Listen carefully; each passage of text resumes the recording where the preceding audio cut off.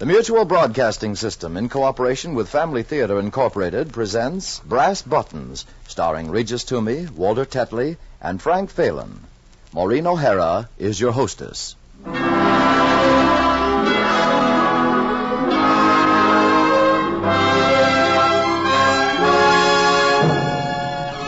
More things are wrought by prayer than this world dreams of.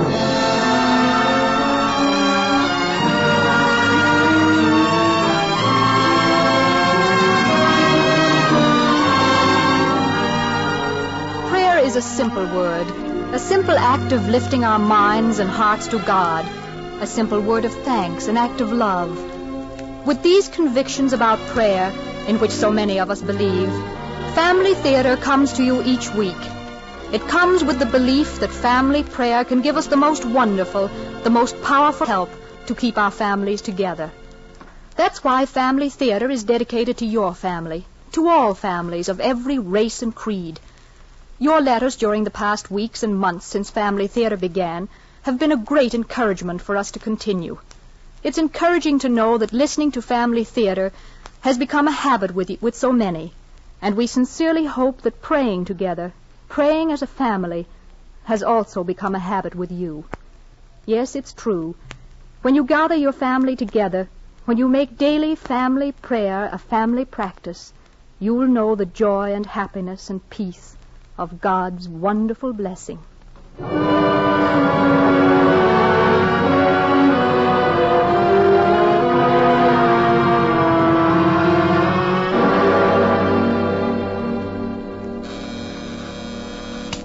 Yes? Officer Denton is here. Transfer from the 23rd Precinct. Oh, yes, send him in.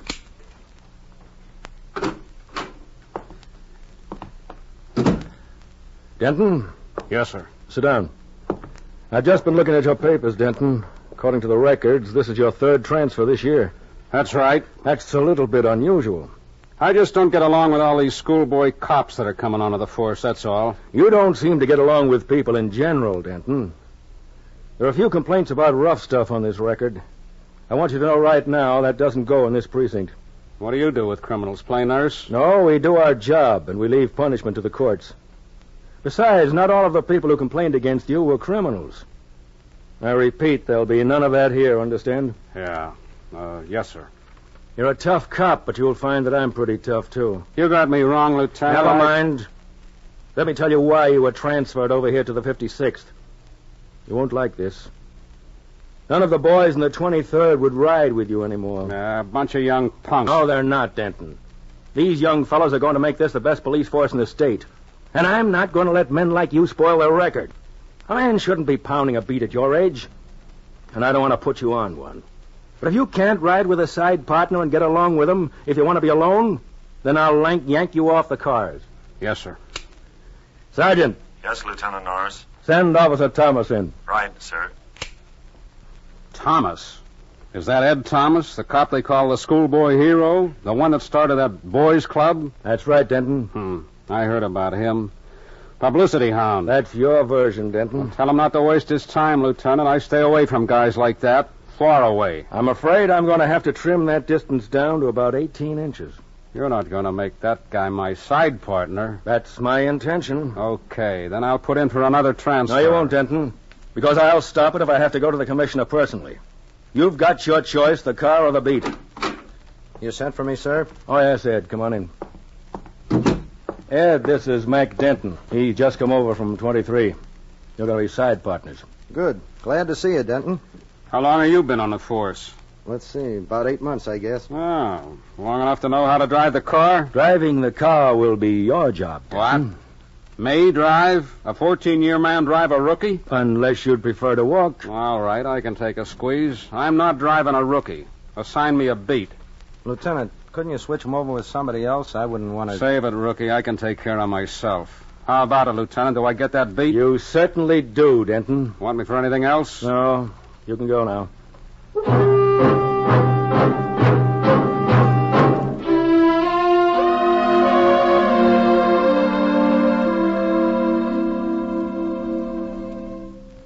XY squared equals 212. If x equals 7, what does Gosh. XY squared equals the... No, quiet, boy, quiet, till I ask Dad if I can keep you. Gee, I hope he likes you. Is that you, Pop? Yeah. I've been waiting for you. What was that noise I heard when I came in? It's a dog, Pop. He followed me home. Look at him. He's a real pup. Come here. Get him out of here. I told you 100 times not to bring stray mutts home, didn't I? This ain't the dog pound. Yeah, but Pop, he followed me. I could keep Get him. rid of him. What's that junk all over the table? Well, that's my homework. Can't you find someplace else to do it? You got the whole house messed up. Pound a beat all day, then come home to something like this. Now, you're going to learn to listen to me. Get that junk clean off the table. Get that mutt out of here and make yourself useful. All right, Pop. I'll lose the pup. Gee, I wish my mom was alive. Come on, Pop. Come on, boy. Where am I going to lose you, Pop? Where am I going to lose you? You ain't got no place to go, have you? I wish I could go with you. Honest, I do, Pop.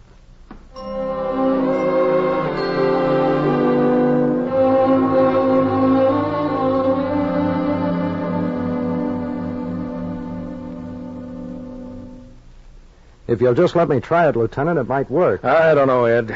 Denton deserves what he's getting. But he's too old to be pounding a beat. When the bad weather hits, it's going to be hard on him. I don't know. I don't like giving in to him. You know how I feel about it. He's the kind of a cop that makes some pretty decent people think they hate all cops. And I don't like that. But you wouldn't be giving in, Lieutenant. Look, I'll tell him that I need an old-timer with me, somebody who knows the ropes. I'll say that I made a special request for him. It'll flatter him and at the same time give him a chance to back down without making him feel that he's been beaten. Okay, Ed, okay. His tour checked in just a little while ago. Maybe you can catch him in the locker room. I think you're sticking your neck out for trouble, though. Don't blame me if you have to come back in a week and ask me to take him off. Don't worry, sir. I'll ask him right now. Denton. Hey, Denton. Yeah? Oh, it's you. Mac, I want you to do me a favor. Like what? Well, my side partner's kind of new on the job, see, and I don't think we should work together. He should be with one of the older fellows, and, well, so should I. So why tell me? I ain't the police commissioner. I don't run the department. Well, I thought maybe I could ask the lieutenant to change us around, put Jackson with somebody else, and make us side partners, you and me. How's about it? Why? Are you flopping on the job? Is that it? Well, things come up. I don't always know all the answers. And you need somebody to tie your hair ribbon, huh? Well, not me. Besides, the lieutenant wouldn't go for it. I already asked him, Mac. He says it's okay if it's all right with you. Yeah? Well, I'll think about it. I don't like riding around with a wild kid at the wheel. It makes me nervous. Oh, you could drive, Mac. I think that could be fixed. Yeah? Well, okay then. Swell. This will be a better shift for you. What do you mean? Well, the hours. You'll have more time to spend with your kid. That's my worry. I'm taking care of my kid. You take care of your business, and I'll take care of mine.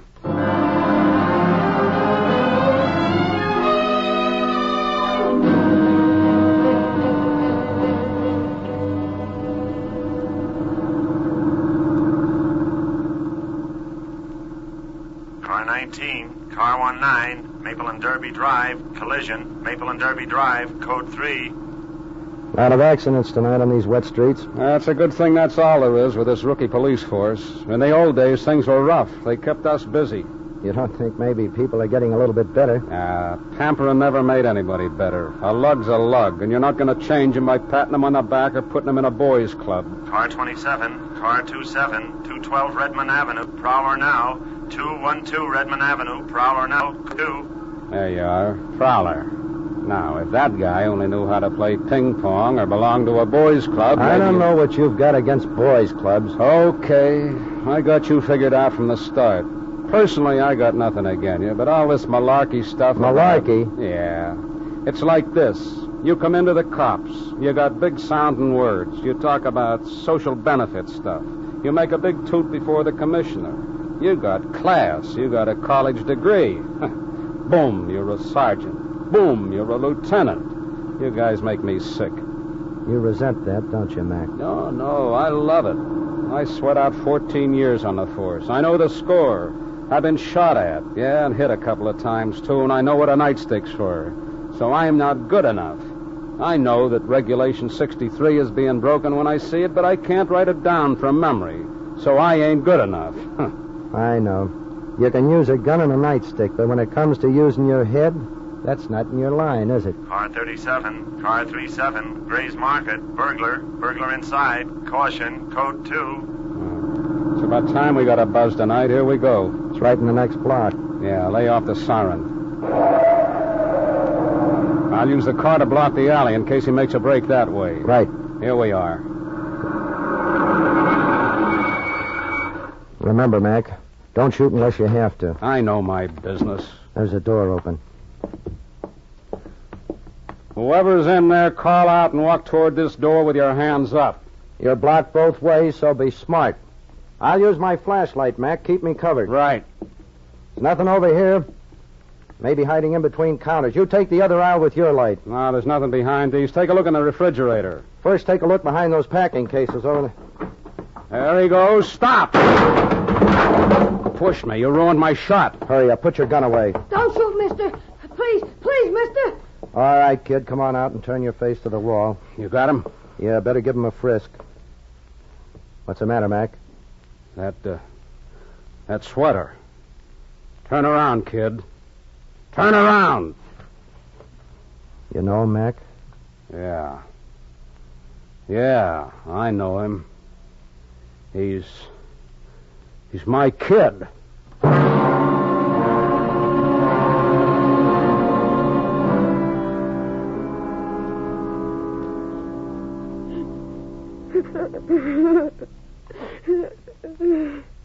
Why don't you stop crying, Jimmy? It won't help now. You know there's a lot to think of. Why doesn't my father come to see me?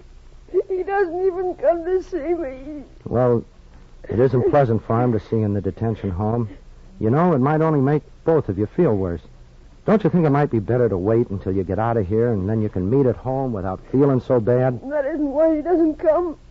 I know he's mad at me. He thinks I'm no good. Oh, no. It takes longer than 13 years for a boy to get to be no good, Jimmy.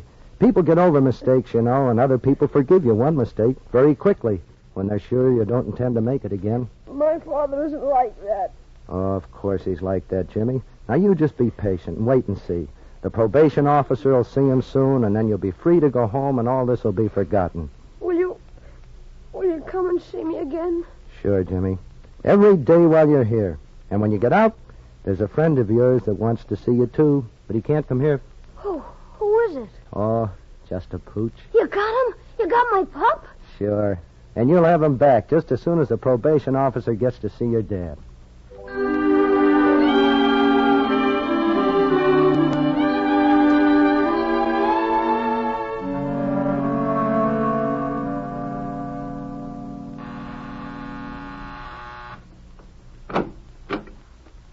Mr. Denton? Yeah? I'm Mrs. Winter, the probation officer. Oh, come in. I wouldn't be here if it weren't for the unusual circumstances. Yeah, the circumstances. You want to ask me some questions? Yes. Is Jimmy an only child, Mr. Denton? Yeah. And his mother, your wife, is dead? Yeah. Has the boy ever been in trouble before? I mean, anything that you know of. Oh, not necessarily an arrest. No, and he never will be again. Take my word for that. He's going to toe the line once this is over. I see. How about his outside interests?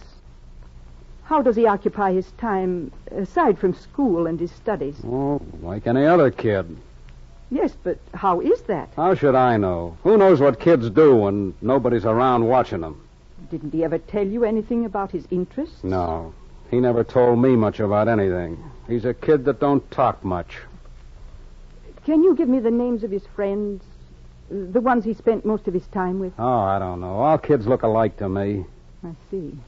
You don't think he'd get into trouble again if he were put on probation and allowed to come home? I know he won't. Once I get my hands on him again, he's going to be a very smart boy. You've had occasion to chastise him before? Physically, I mean? Oh, I slapped him around a couple of times to keep him in line. But nothing like what he's going to get this time, believe me. I believe you, Mr. Denton. Thank you very much.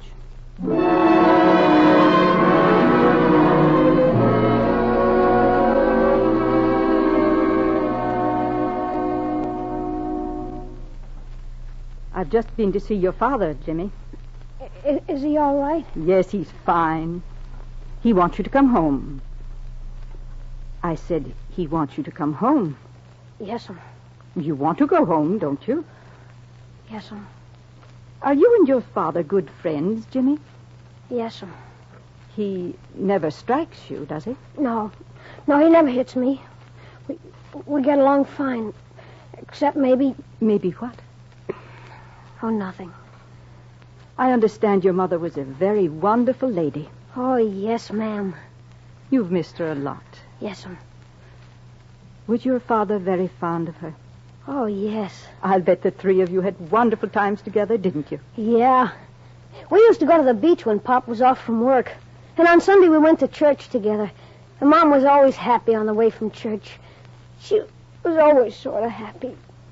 Has your father changed much since then? No. You wouldn't be afraid to go home to him, Jimmy? No. You aren't afraid he might punish you? No, I told you. No, he never hits me. Don't you say he does. Don't you say anything about my father. People don't have to know.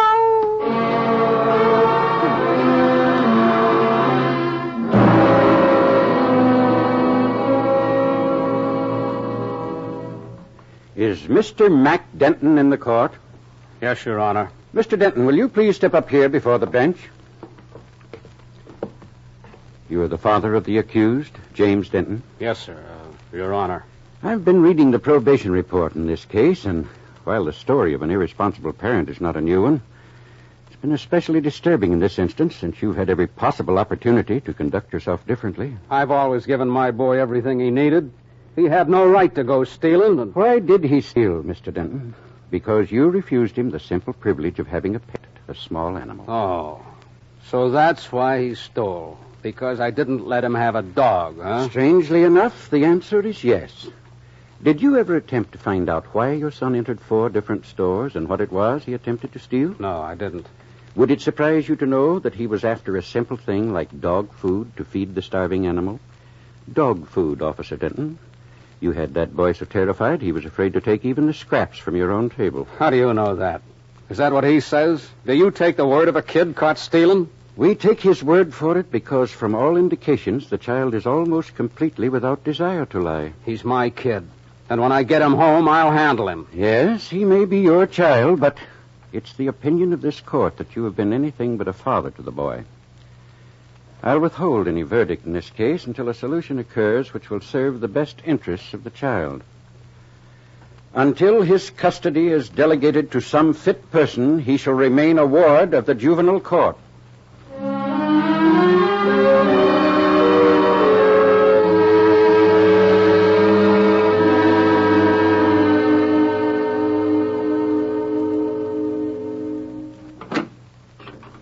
Here is your visitor, Jimmy. Oh, boy, Ed, I'm glad to see you. Hi, young fella. Stay as long as you like, Mr. Thomas. Thank you, Mrs. Winters. Jimmy, Mrs. Winters told me that you have a picture of your mom. Yeah, it's all 3 of us. Me and Pop, too. It's all I've got. The only one. Mm-hmm. When was it taken? Well, just before... Well, a few years ago. We were coming from church one Sunday, and there was a man on the street with a camera taking pictures. Pop had a new suit, I think it was Easter, and Mom wanted him to get in the picture, but he wouldn't do it alone. Jimmy, would you let me borrow that picture? I promise you nothing will happen to it. Well, okay. Only maybe I can't see it so good. It's all full of cracks where it's been in my pocket. But my mother's face is good. Your mother's face is beautiful, Jimmy.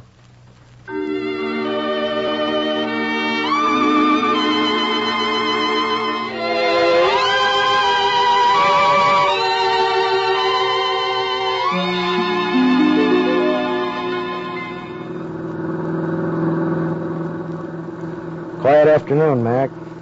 Yeah.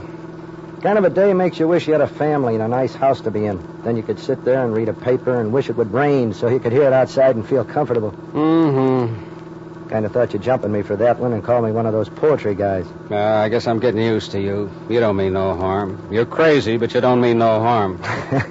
You know, Mac, I could say the same about you. I don't think you mean any harm either. You just like to talk. You were looking at something in your wallet when we were eating. What was it? No, nothing. Looked like a picture. Oh, yeah. Yeah, it was a picture. I wonder where it could have... Could have what? I don't know where it come from. There was only one of them, and I found it in my locker. I didn't know I had it. I thought, if I was sure the kid had it, I'd give it to him. What kind of a picture is it? Well, just a sidewalk picture. Who's in it? Well, my wife, the kid, me, the three of us. Come out pretty good, too. Here, pull up and I'll show it to you. She was a beautiful woman, Denton. Yeah. She's bent over a little because she's holding the kid's hand. It's a swell picture, all right. Yeah. You look at her, the way she's there, you wouldn't think she was going to pass out of the picture in a couple of months, would you? No, she looks fine here. Yeah, she didn't last long. I did everything I could. Put her in a good hospital. Had a nurse with her practically all the time. She never complained. Tried to smile it off. You know how some women are. Yeah, I know. I almost went nuts that last week. The week before she passed out. I guess I must have spent half the time in that chapel in the hospital. Chapel. Did you ever get down on your knees and pray for something? I mean, really pray? Sure, I've done it. For 3 solid hours that afternoon when she was upstairs, losing her breath in the oxygen tent. I'm downstairs praying. It didn't work. Waste of time. I wouldn't say that, Mac. Yeah, sure. I know. You're supposed to grin and bear it. You see your wife practically crucified on a hospital bed, and you're supposed to grin and bear it. Oh, I don't know. Things ain't been the same. I think I understand, Mac. I haven't put a foot inside a church since. Well, not since after she went out of the picture like that. Mac? Yeah? Look, maybe I'm the last guy who ought to talk like this, but, well, there's a lot of things I can't figure out about life myself. Yeah? But about people passing out of the picture, it's... Well, hey, look over there across the street by the curb. See those sparrows? Sparrows? Yeah, now it says somewhere in the Bible that... Oh, yeah, sure, I know. God's supposed to count the sparrows, is that it? Right, Mac. And not one of those sparrows falls without God knowing about it. Right again. That's just what it says. Just ordinary sparrows. So what? Well, your wife, Mac, you can't say she just passed out of the picture. No? No, she's still there in the picture. Maybe it's a little cracked, dirty, hard to make out, but she's still in the picture, Mac, and she's holding the kid's hand.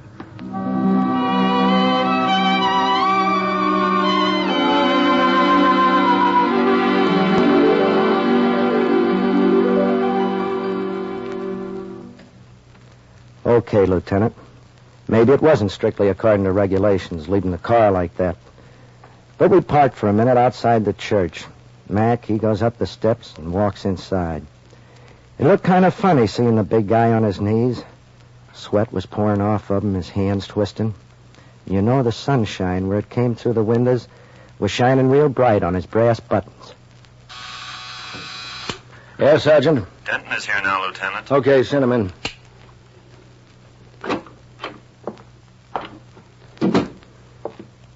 You wanted to see me? Yes, Denton. What's this new angle you got? You asked to be transferred to a beat? That's right.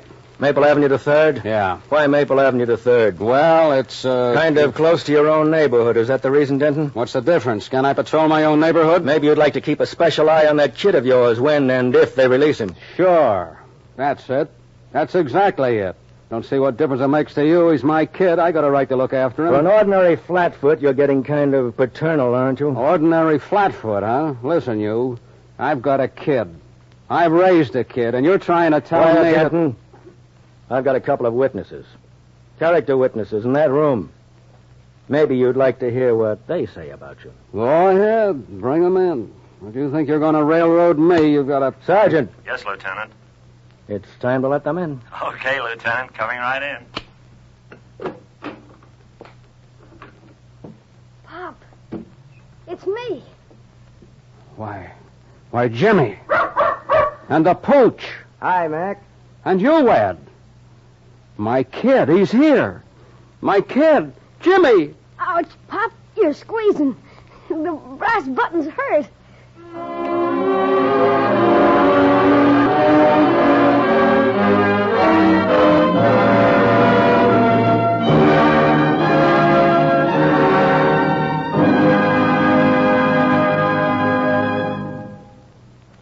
You know, home isn't just a house or four walls or a room. Home means understanding, affection, and love. It takes all these to make a house a home. It means mother and father and children living together and playing together. Yes, and praying together. These are the things that bring harmony and happiness into a house. And when you come right down to it, children reflect the spirit of a home. If there are misunderstandings and quarrels, it's the children who suffer most. On the other hand, mothers and fathers who are companions to their children, who talk with them, sympathize with them, these are the parents who make home life's most beautiful memory. And the best memory our children can carry through life is the memory of a God-respecting, God-loving, prayerful home. This is why, week after week, we say, pray together as a family. Oh, don't be shy or embarrassed about gathering your family together to pray, because the example of parents speaking their faith and trust in God, offering their thanks to God, asking His help in difficulties, will always be an inspiration to your children. So pray together as a family, and you will be together in understanding and harmony, because a family that prays together stays together.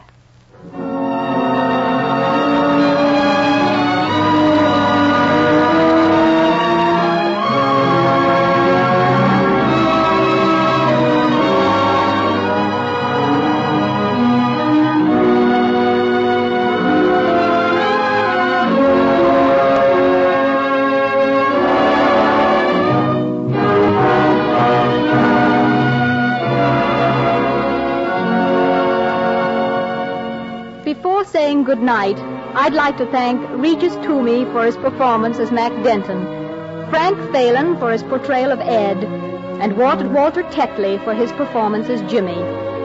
Our thanks also to Joel Murcott for writing tonight's play, and to Max Terre for his music. Mel Williamson directed, and John Ryder produced the program. Others who appeared in our play tonight were Griff Barnett, Mary Kent, Jim Hayward, and Charlie Seal. Next week, our Family Theater stars will be Jimmy Gleason, Edgar Barrier, and Natalie Wood in Descent into Paradise. This is Maureen O'Hara saying good night, and God bless you.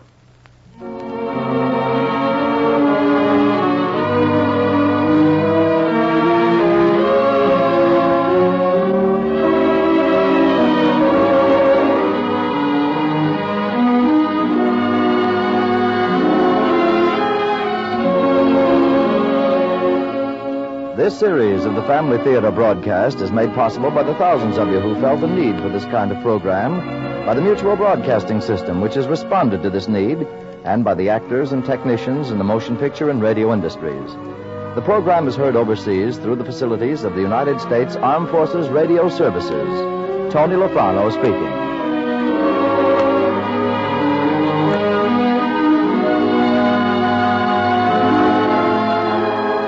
This is the Mutual Broadcasting System.